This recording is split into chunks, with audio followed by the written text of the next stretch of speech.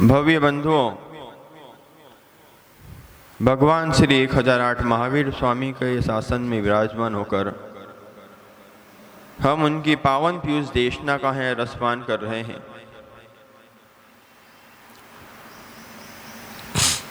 भगवान को समर्पित होने वाले भाव और भगवान के श्री गुरु भगवंतों के चरणों में जाने वाले परिणाम, बस वो ही हमारे कल्याण का कारण बनते हैं।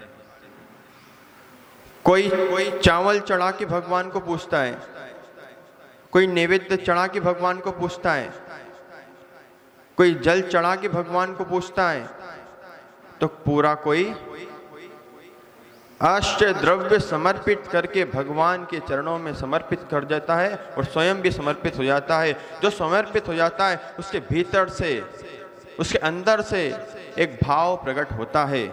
वो भाव प्रकट होके भीतर से बाहर निकल के भगवान के चरणों में जाता है। उसको बोलते हैं हम प्रार्थना। क्या बोलते हैं? उदयपुर, अशोक भैया, उदयपुर राजस्थान वीरों की नगरी है और तुम महावीर के शिष्य हो, महावीर के चेले हो, महावीर के भक्त हो। बोलो भगवान महावीर स्वामी की। इसलिए जोर से बोला करो। क्या है? प्रार्थना। जोर से बोलो।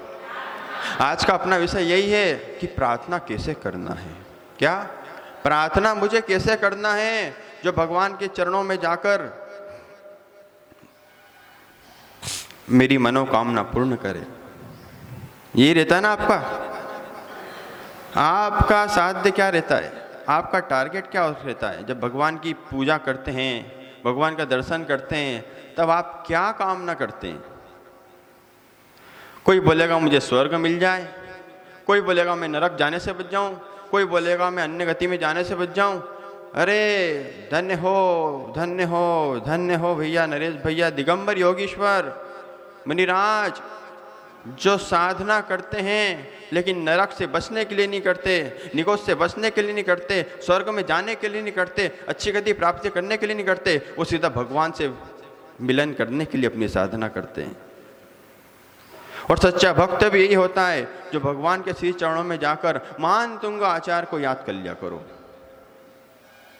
पूर्व अध्यक्ष जी मान तुंग स्वामी को याद कर लो। एक राजा ने उनको जंजीरों में जकड़ के बंद कर दिया, 48 तालों में बंद कर दिया, हाथ पैर जंजीर से अकड़े हुए, लेकिन भीतर क्या भावना चल रही है? भीतर छुटने की भावना नहीं थी कि हे भगवान आप आओ, कोई देवताओं को भेजो, कोई राजा को भेजो, कोई चेले को भेजो, कोई भक्त को चेले को भेजो, कोई शिष्य को भेजो कि मेरी जंजीरें तोड़ दे। वहां तो उन्होंने एक बात कही, नात्यभूतं भुवन भूषण भूतनाथ भूतेर्गुणैर्भुविभवन्तमभीष्टुवन्ता तुल्या भवन्ति भवतो ननु तेन किं वा भूत्याश्रितम्। बस इतना बोली था कि 48 ताले तड़ के टूटते चले गए और मानतुंग स्वामी बाहर आ गए। ये होती है भक्ति, ये होता है समर्पण। उन्होंने ये नहीं किया भगवान में एक काव्य की रचना करूंगा तो मेरा एक ताला टूटना चाहिए। वो तो प्रार्थना करते गए, ताले टूटते गए। ऐसे ही अशोक भैया, आत्मा में से कर्मों के कसाय के तालों को तोड़ना है तो प्रार्थना करते रहना। कैसे प्रार्थना? बोलो बोलो। बचपन में मंदिर गए हो कि नहीं? बचपन में मंदिर जाते थे? बचपन में स्कूल विद्यालय गए हो कि नहीं? बचपन में मंदिर, बचपन में विद्यालय कैसे जाते थे बताओ? वहां प्रार्थना करी आपने? हे मालिक तेरे बंदे हम। और क्या क्या प्रार्थना होती है आपके यहाँ स्कूलों में? क्या क्या अध्यक्ष जी कैसी कैसी प्रार्थना करते थे? वो तुतला की भावना से करते थे, बोलते भी नहीं आता था तो भी बोलते थे, इतनी तख्ती हमें दे न दाता, बोलते थे। बस वही भावना यदि बड़े होकर भगवान के श्री चरणों में भोले भाले सरल बच्चों के जैसे परिणाम होते हैं, उन परिणामों से देव शास्त्र गुरु को प्रार्थना कर लो, परमात्मा से प्रार्थना कर लो, तुम्हारी प्रार्थना एक दिन में स्वीकार हो जाएगी। वहां बालक को बोलना भी नहीं आता लेकिन सब बोलते हैं। सुबह मॉर्निंग प्रेयर होती है, मॉर्निंग प्रेयर होती है, सुप्रभात होता है। जो सुबह उठकर सुप्रभात करेगा, मैं कहता हूं उसका कभी दिन खराब जा ही नहीं सकता। अब आप अशोक भैया बोलेंगे सुप्रभात क्या होती है? सुबह 5:30 बजे अगर आप यहाँ पर आकर देखेंगे तो तीनों मुनिराज अपनी सुप्रभात करते मिलेंगे। वो अपनी मंगल कामना तो कर ही रहे हैं, लेकिन साधु के अंदर मैत्री गुण होता है। क्या होता है? आवाज ही नहीं आती, अरे जोर से बोलो वीरों। मैत्री गुण जो होता है ना, वो सिर्फ अपने कल्याण की प्रार्थना नहीं करता। मैत्री गुण जो होता है वो प्राणी मात्र की कल्याण की भावना पाता है। इसलिए ध्यान रखना, जब भी प्रार्थना करो तो ये देखना, मैं स्वर्ग जाने के लिए प्रार्थना नहीं कर रहा हूं, मैं धन कमाने के लिए प्रार्थना नहीं कर रहा हूं।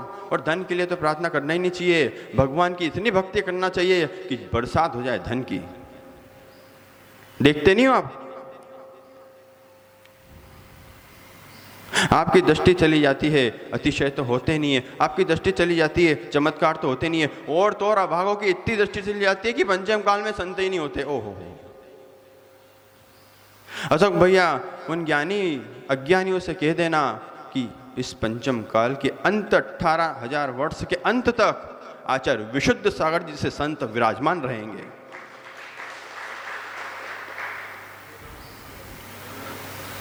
ना पंथ के, ना कोई संत के, हम तो सिर्फ भक्त हैं पीछे कमंडल के। एक बात का हमेशा ध्यान रखना, और प्रार्थना नरेश भैया ऐसे ही करते रहना, ये प्रार्थना करते रहना। ये जो 2024 का चतुर्मास हो रहा है 3 मुनिराज का, ऐसा ही इस धरातल पर चतुर्मास होता रहे। प्रार्थना करना मानतुंग स्वामी जैसी, प्रार्थना करना विद्यालय में जाते थे वो बालक के जैसी, उसके अंदर ये भावना नहीं होती कि मुझे कुछ मिल जाएगा, लेकिन आपकी प्रार्थना में वैभव रहता है, आपकी प्रार्थना में संतान रहती है, आपकी प्रार्थना में धन रहता है, स्त्री रहती है, स्त्री रहती है। लेकिन धन हो संत की प्रार्थना, जो अपने कल्याण, अपना भी कल्याण कर लेती है और पर के लिए भी कल्याणदायक होती है। इसलिए शांति धारा में प्रार्थना करते हैं, जलधारा में प्रार्थना करते हैं, अभिषेक में प्रार्थना करते हैं। भैया अशोक भैया, जब शांति धारा हो ना, आवाज आ रही? सही में आ रही? अरे हाँ तो बोलो। शांति धारा जब भी हो तो अपना नाम कभी लेने से शर्माना मत।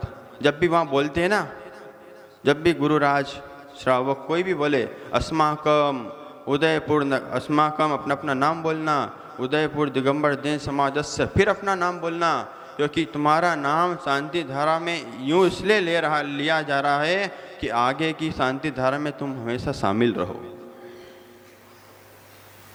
समझे? जब कोरोना काल आया था इस भारत की भूमि पर, तब ये प्रार्थना और मंगल भावना और भावना योग से ही इस चीज को काबू किया गया। जब आपने प्रार्थना की, शांति धारा में ऐसे ऐसे लोगों की प्रार्थना की गई तो उनके मन में शांति हुई, उनको रोग से मुक्ति मिली। इसलिए प्रार्थना करते रहें, अपने निज को प्राप्त करने के लिए, भगवान की प्राप्ति के लिए प्रार्थना अवश्य करें। सुप्रभात की बेला में उठकर 3 कम 9 करोड़ मुनिराजों की वंदना करते रहें। इन्हीं मंगल भावनाओं के साथ बोलिए महावीर भगवान की